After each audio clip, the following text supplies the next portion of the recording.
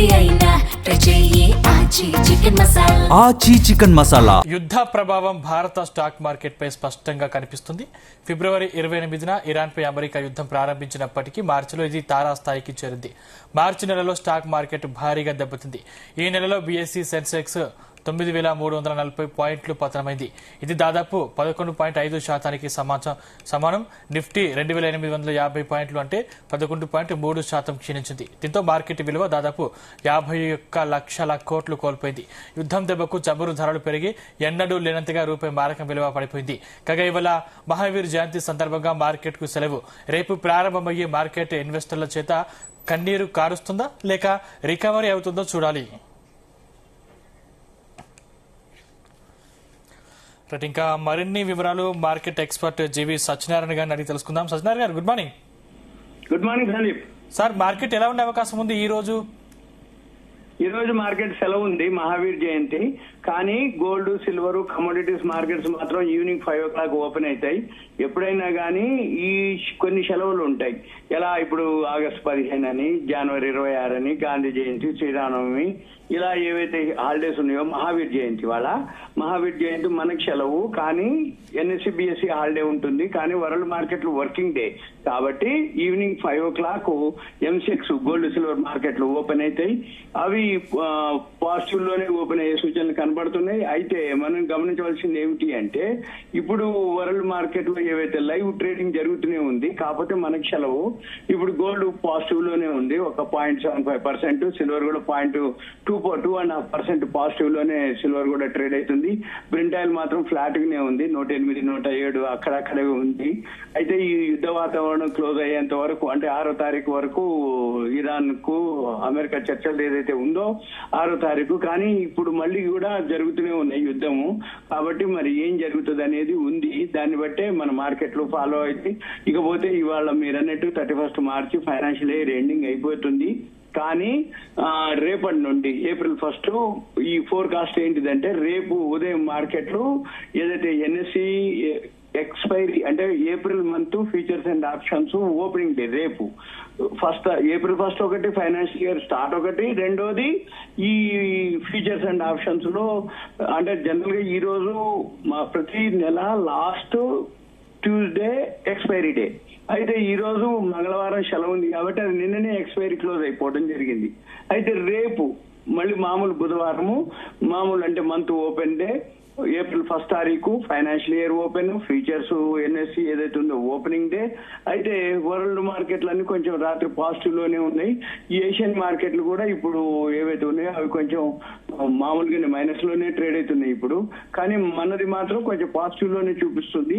అయితే రేపు ఉదయం మంది ఓపెనింగ్ కాబట్టి గ్యాప్ అప్పతోటే ఓపెన్ అయ్యే సూచనలు కనపడుతున్నాయి. ఒకటి ఇప్పుడు ఏదైతే ఈ మ్యూచువల్ ఫండ్స్ అనుకోండి, ఈ individual HNI high network individuals అనుకోండి, వాళ్ళందరూ కూడా ఫైనాన్షియల్ ఇయర్ ఎండ్ అయిపోయింది. ఈ ఫైనాన్షియల్ ఇయర్ లో మాత్రం వాళ్ళు ఏమీ బెనిఫిట్ పొందింది లేదు. అంటే ఇన్కమ్ ట్యాక్స్ దృష్ట్యా ఈ లాసే రిటర్న్స్ ఫైల్ చేస్తారు అన్నట్టు వాళ్ళు. అయితే ఈ యుద్ధం కొనసాగుతున్నంత వరకు, అంటే యుద్ధం ఎక్కడో ఒక దగ్గర కొలికి రావాలి, వచ్చేంత వరకు మార్కెట్లు కోలుకునే పరిస్థితులు కనపడట్లేవు. వీటితోటి ఇప్పుడు ఈ యుద్ధ వాతావరణంలో ఈ క్రూడ్ ఆయిల్, నేచురల్ గ్యాస్ బాగా పెరగడం వల్ల ఈ ఇన్ఫ్లేషన్ బాగా పెరుగుతుంది. ఆల్రెడీ వరల్డ్ లోనే ఇరాన్ అమెరికా ఇన్ఫ్లేషన్ బాగా పెరుగుతూ ఉంది. అమెరికా అయితే ఆల్రెడీ 1 year నుంచి ఇన్ఫ్లేషన్ పెరుగుతూ వచ్చింది. ఇప్పుడు ప్రపంచ దేశాలకు కూడా ఆ ఇన్ఫ్లేషన్ పెరుగుతుంది అనమాట. అయితే ఈ క్రూడ్ ఆయిల్ బాగా పెరుగుతుందో ఆటోమేటిక్ అంతకుముందు $75, $72 ఉందల్లా $110, $108 ట్రేడ్ అవుతుంది. అంటే 50% పెరిగింది. అంటే మన ఖర్చులు ఏవైతే ఉన్నాయో 50% పేరు చూపిస్తుంది క్రూడ్ ఆయిల్ పెరగటం. కానీ బయట ఇంకా ఎక్కువ పెరుగుతాయి. మనం కొనే వస్తువులన్నీ కూడా ఆల్రెడీ ధరలు పెరగడం జరిగింది. నూనెలు అనుకోండి, పప్పులు అనుకోండి, ఇవన్నీ ఏవైతే నిత్యావసరాలు ఉన్నాయి అనుకోండి, అవన్నీ పెరుగుతాయి. ఇంకా పెరిగే అవకాశాలే కనపడుతున్నాయి. ఎప్పుడైతే వచ్చే నెల ఏప్రిల్లో 5 రాష్ట్రాల ఎలక్షన్స్ ఉన్నాయి. ఎలక్షన్స్ అయ్యేంత వరకు కూడా ఇప్పుడు ఏదైతే ఈ క్రూడ్ ఆయిల్ ఎఫెక్ట్ ఉందో, అంటే $70 నుంచి $110 పోయిందో, ఎంత పెంచుతారు, పెట్రోల్ ఎంత పెంచుతారు, డీజిల్ ఎంత పెంచుతారు. ఆల్రెడీ గ్యాస్ పెంచడం జరిగింది, గ్యాస్ షార్టేజ్ అయింది, బ్లాక్ లో జరగడం జరుగుతుంది. ఈ గ్యాస్ తోటి ఏదైతే ప్రత్యామ్నాయంగా కోలు, ఇండక్షన్ స్టవ్లు ఎన్ని వాడినా, బొగ్గు ఎంత వాడినా మళ్ళీ ఆటోమేటిక్ గా గ్యాస్ కు సంబంధించి బ్లాక్ మార్కెట్ ద్వారా రేట్లు పెంచేయడం జరిగిపోయింది. ఈ రేట్లు పెరగడం వల్ల ఏమవుతుంది, ఆటోమేటిక్ గా సేవింగ్స్ తగ్గిపోతాయి. మనం కొనుక్కునే వస్తువులు ధర పెరిగిపోతే ఆటోమేటిక్ గా ఎకానమీ స్లో డౌన్ అయిపోతుంది, ఆర్థిక వ్యవస్థ చిన్న భిన్నం అవుతుంది. ఇక ఇప్పటి నుండి కంపెనీలు రిజల్ట్స్ కూడా అంతగా ఉండవు. ఎందుకోసం అంటే ఎప్పుడైతే ఈ కంపెనీలన్నీ ఖర్చులు పెరిగిపోతాయో ఆటోమేటిక్ గా లాభాలు తగ్గిపోతాయి. ఎప్పుడైతే లాభాలు తగ్గిపోతుందో ఆటోమేటిక్ గా షేర్ ప్రైస్ తగ్గిపోతాయి. అదొకటి. రెండోది ఎఫ్ఐఎల్ కంటిన్యూగా అమ్మటం, India VIX all time hike రావటం, రూపీ ఆల్ టైమ్ లోకి రావటం. అంటే ఇది ఒక రీజన్ కాదు, ఒక ఇండైరెక్ట్ గా ఒక దాని మీద పడదు. అంటే రూపీ బలహీనం అయిపోయి ఆ టైంలో 95 రూపాయలు దాటిపోయింది. అది ఇక మరి ఎంతకు పోతుంది అనేది అది చూడాలి. తర్వాత ఇండియా వోల్టాలిటీ ఇండెక్స్ ఉంది, అది పెరిగింది అంటే మార్కెట్ డౌన్ అవుతుంది అని అర్థం. మళ్ళీ వీటన్నిటితోటి ఎంఎంఐ అని ఉంటది, మార్కెట్ మూడ్ ఇండెక్స్, అది 15.39లో ఉంది. అది ఎప్పుడో కరోనా టైంలో వచ్చిన ఆ ఇండికేటరు, అంటే ఎక్స్ట్రీమ్ ఫియర్ అన్నమాట. ఆ market mood index extreme fear లో ఉంది ఇప్పుడు 15.39. అది ఎంతకు దిగుతుంది, ఇంకా దిగుతుంది అనేది చూడాలి. ఇవన్నీ ఏంటిదంటే కొనుక్కునే వాళ్ళకి, ఎవరి దగ్గర అయితే ఫండ్స్ ఉన్నాయో వాళ్ళందరికీ ఆపర్చునిటీ. కానీ ఎంతమంది ధైర్యం చేస్తారు, ఎంతమంది కొనుక్కుంటారు? ఆల్రెడీ కొనుక్కున్న వాళ్ళన్నీ ఆ పోర్ట్ఫోలియోలన్నీ మైనస్ లోనే ఉండటం జరిగింది. ఇంకా ఈ 15 రోజుల నుంచి ఒక చిన్న దేశం అయినటువంటి టర్కీ, అంటే తుర్కియా అంటాం కొత్తగా పేరు, అయితే ఈ టర్కీ ఏదైతే ఉందో వాళ్ళు 58 అమ్మటం జరిగింది. 58 కిలోలు బంగారం, 58 క్వింటాల్ అనుకుంటా అమ్మటం జరిగింది. 67,000 కోట్ల రూపాయలు విలువైనటువంటి గోల్డ్ మార్కెట్ లో సెల్ చేయడం జరిగింది. అయితే ఇది ఒకటే జరిగింది. ఇలా గనక ఇంకా చిన్న చిన్న దేశాలు ఇంకా అమ్మకాలు గనక గోల్డ్ ఎవరైనా సరే ఏం లేదు, ఏ దేశమైనా ఫస్ట్ దృష్టి అంతా అంటే ఆర్థిక వ్యవస్థ చిన్న భిన్నం అవుతుందంటే వాళ్ళకి అవసరానికి ఆదుకునేది గోల్డే. ఆ అవసరానికి ఆదుకునే ఆ గోల్డ్ ఏదైతే ఉందో ఆటోమేటిక్ గా గోల్డ్ సెల్లింగ్ పెట్టినప్పుడు సెల్లింగ్ ప్రెషర్ ఎక్కువ వస్తుంది. అప్పుడు ఆటోమేటిక్ గా గోల్డ్ కూడా తగ్గే అవకాశాలు ఉన్నాయి. అది టెంపరీనే. ఓవరాల్ గా మళ్ళీ యుద్ధ వాతావరణం అంత మామూలైపోయి 6వ తారీఖు చర్చలు మరి ఎంతవరకు జరుగుతాయి ఏంటిది అనేది 3 రోజులు సెలవులు ఉన్నాయి మనకి ఈ వారంలోనే. ఇవాళ మంగళవారం మహావీర్ జయంతి మనకి సెలవు, మళ్ళీ బుధ గురు లేదు, శుక్రవారం శని ఆది 3 రోజులు సెలవులు. అంటే గుడ్ ఫ్రైడే ఒకటి ఉంది, శని ఆదివారం వీకెండ్ హాలిడేస్ ఉన్నాయి. మళ్ళీ ఈ లోపల ట్రంప్ ఏ టైంలో ఏ నిర్ణయం తీసుకుంటాడు అనేది ఉంది. అయితే మన ఎన్ఎస్సీలు అనుకోండి, బిఎస్సీలు అనుకోండి, ప్రతి షేర్లు, ప్రతి కంపెనీలు, నిఫ్టీ అనుకోండి, అన్ని కూడా ఆల్ టైమ్ లోకి రావటం. అంటే ఎకనమీ మన నిన్న ఒక రోజే 9 లక్షల కోట్లు మన యొక్క సంపద ఆవిరైపోయింది. అంటే ఇలా ప్రతిరోజు లెక్కలేస్తే ఇప్పటి వరకు 2 రోజుల్లోనే 18.6 లక్షల కోట్లు ఆవిరైపోయినాయి. అంటే ఓవరాల్ ఏంటిది ఈ 31వ రోజుకు వచ్చింది యుద్ధ వాతావరణం. అంటే ఫిబ్రవరి 28 స్టార్ట్ అయింది, ఇవాళ 31 మార్చి. అంటే అదొక రోజు, ఇదొక 31, అంటే 32వ రోజులోకి మనము రావటం జరిగింది. అయితే బిఎస్సి ఏదైతే ఉందో ఈ యుద్ధం స్టార్ట్ అయిన దగ్గర నుంచి 51 లక్షల కోట్లు తగ్గిపోయినాయి.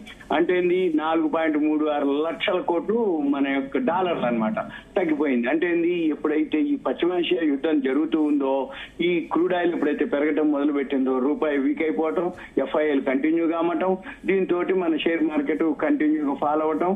ఇక పోతే ఇది చాలా లాంగ్ అన్నమాట. ఎప్పుడో ఇటువంటి జరుగుతుంటే జరగవని కావు, కానీ ఈసారి ఎక్కువ జరిగింది. ఎందుకు అంటే 2025 మొత్తం జరిగింది. ఎప్పుడైతే ట్రంప్ ఎన్నుకోబడ్డాడో, ట్రంప్ ఎన్నుకున్న దగ్గర నుంచి కూడా అతను సుంకాలు, టారిఫ్లను 1 సంవత్సర కాలం గడిచిపోయింది.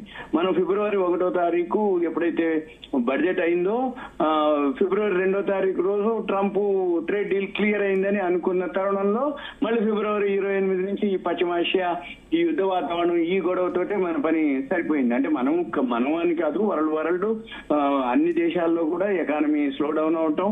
ఆ వరల్డ్ లోనే లాస్ట్ ఇయర్ హైయెస్ట్ గ్రోత్ వచ్చింది కొరియా, సౌత్ కొరియా. ఈ కొరియా కూడా ఇప్పుడు లేదు ఎకానమీ. అంటే అంత గెయిన్ చేసినటువంటి కొరియా కూడా లేకుండా పోయింది. అంటే ప్రతి దేశం ఏదో ఒక రీజన్ తోటి ఇప్పుడు ఈ crude oil natural gas effect మామూలుగా ఉంటుంది అన్నట్టు. ప్రపంచ దేశాలు ఆర్థికంగా ఉన్నాయి, నిలబడగలుగుతాయి. ఆర్థికంగా రాబోయే ఇప్పుడు టర్కీ ఎగ్జాంపుల్ ఏముంది, ఈ ఫస్ట్ బయటకు వచ్చింది టర్కీని. వాళ్ళ దగ్గర ఉన్న గోల్డ్ నిల్వలు అమ్మేయడం జరిగింది. ఇంకా ఏ దేశాలు అమ్ముతాయి, ఎన్ని అమ్ముతాయి అంటే కొనుగోలు కాదు. లాస్ట్ ఇయర్ మొత్తం రష్యా ఉక్రెయిన్ వార్ నుంచి ప్రతి దేశం సెంట్రల్ బ్యాంకు ఏవైతే దేశాలే సెంట్రల్ బ్యాంకులు వాళ్ళు కొనడం మొదలు పెట్టారు గోల్డ్. అందుకని గోల్డ్ కంటిన్యూగా పెరగడం జరుగుతుంది. అంటే ఎకానమీ ఎంత స్ట్రాంగ్ ఉంది, గ్రోత్ ఎలా ఉంది, ప్రతి దేశం ఎలా ఉంది, ఇన్ఫ్లేషన్ ఎంత డౌన్ లో ఉంది, ఇవన్నీ ఓకే. ఒక్కసారిగా ఈ యుద్ధ వాతావరణంతో అదంతా రివర్స్ అవటం, ఇవన్నీ మరి ఎప్పటికీ కోలుకుంటాయి అనేది అయితే టైం తీసుకుంటుంది. అయితే ఈ కోలుకోవడానికి అయితే ఎప్పుడైనా రెడీ ఉంటుంది. ఉదాహరణ కరోనా ఉంది, వరల్డ్ ఎకానమీ పోయింది, మళ్ళీ విత్ ఇన్ 1 year లోపలనే ఎకానమీ అంతా కూడా మళ్ళీ రికవరీ అవ్వడం జరిగింది. అయితే అప్పుడు సిచ్యువేషన్ వేరు, ఇప్పుడు సిచ్యువేషన్ వేరు. అప్పుడు మామూలుగా ప్రపంచ దేశాలు అన్నిటికీ కరోనా అనే ఒక వైరస్ దాంతో రావడం జరిగింది, కోవిడ్.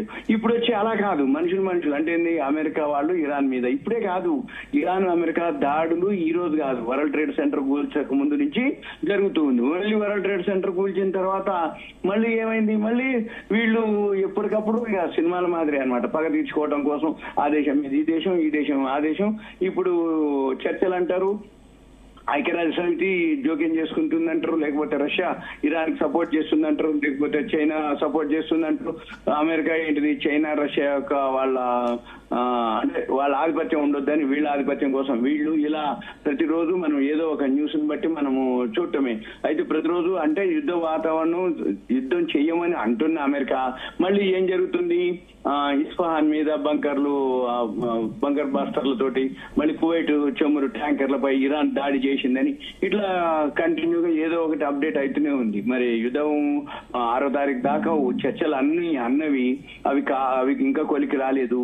ఇప్పుడు మళ్ళీ 6వ తారీఖు అవుతుందా, పోస్ట్ పోన్ అవుతుందా, అది సఫలమా విఫలమా, మళ్ళీ 6వ తారీఖు తర్వాత మళ్ళీ అమెరికా ఇరాన్ మీద ఏమంటాడు అనేది మనం ఇవన్నీ ఒక్కొక్కటి గమనించి, కాకపోతే ఓవరాల్ గా అయితే ఇప్పుడు చాలా జాగ్రత్తగా ఉండటమే అనేది, ఎందుకంటే వెయిట్ చేయడం తప్ప ఏమి చేసేది లేదు. మనం ఎందుకోసం అంటే ఏ ఇండికేటర్ కూడా పాజిటివ్ చూపించలేదు, కానీ లాంగ్ టర్మ్ మాత్రం అన్ని పాజిటివ్ చూపిస్తున్నాయి. లాంగ్ టర్మ్ అంటే 1 year 1.5 year, మళ్ళీ ఒక మినిమం 1 year. ఎందుకంటే ఈ 2025-26 ఫైనాన్షియల్ ఇయర్ అయితే అయిపోయింది, ఇక అదంతా లాస్ట్ లోనే క్లోజ్ అవడం జరిగింది. ఏ అకౌంట్ అంటే మ్యూచువల్ ఫండ్స్ అనుకోండి, ఈటీఎఫ్లు అనుకోండి, మన ఏదైతే ఎస్ఐపీలు అనుకోండి, లేకపోతే షేర్ మార్కెట్ అనుకోండి, ప్రతిదీ.